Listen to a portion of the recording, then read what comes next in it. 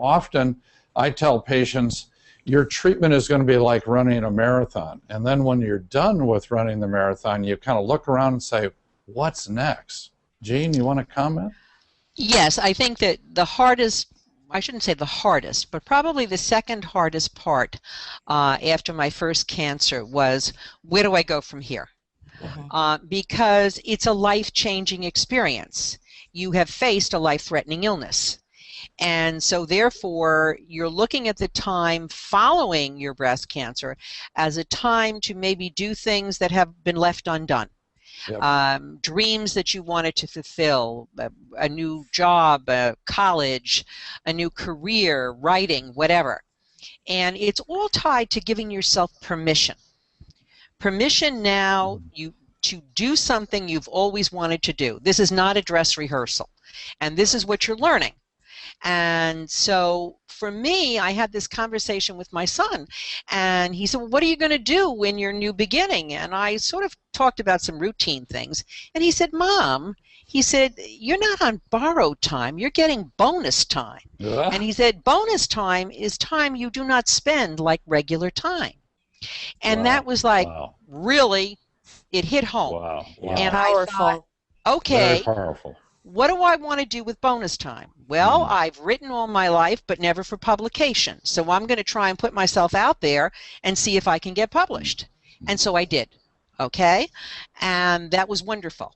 But I do think that transitioning is really a three-stage process. It's planning, it's giving yourself permission, and then it's making it happen.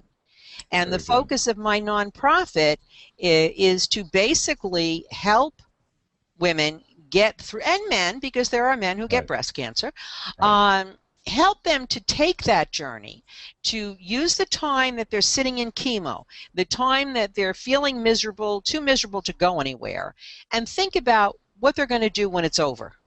Where are they going to go? And then to work on that permission piece, which is the hardest piece of all. Is giving yourself permission to reinvent yourself. Well, Jean, wouldn't you agree that when you give yourself permission, you are going to, some people won't be pleased with what you're doing along the way. There you go. And I need you to, maybe you could, Jean, elaborate on that, how these women, how we can empower ourselves in spite of the others around us that are not supporting us or in agreement with us. It's a great question. Yeah. Well, I think that everybody wants the status quo. Everybody wants it to go back to the way it was. Right. And you have to be the person who realizes, because you're the one who's gone through hell, okay, that nothing will ever be just the way it was. It can't be. And that you're spinning your wheels if you try to do that. And I think that, you know, I sat down and I spoke to people that were close to me and said, look, this is, and people thought I was crazy because I had a really good career. And I said, this is an unfulfilled dream. I've got to do this. And so I did it. But not everybody's going to be happy for you. And not everybody's going to be a cheerleader. People want it the way it was because it was good for them the way it was. Right. And now you have to make it good for you.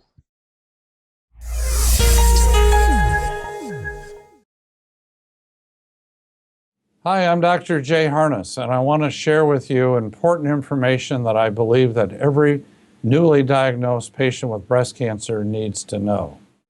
I'm a breast cancer survivor. I am a breast cancer survivor. I am a breast cancer survivor. And I want every woman to know about personalized breast cancer treatment and the genomic test. A test that helps guide a woman and her doctor to the best treatment options for her.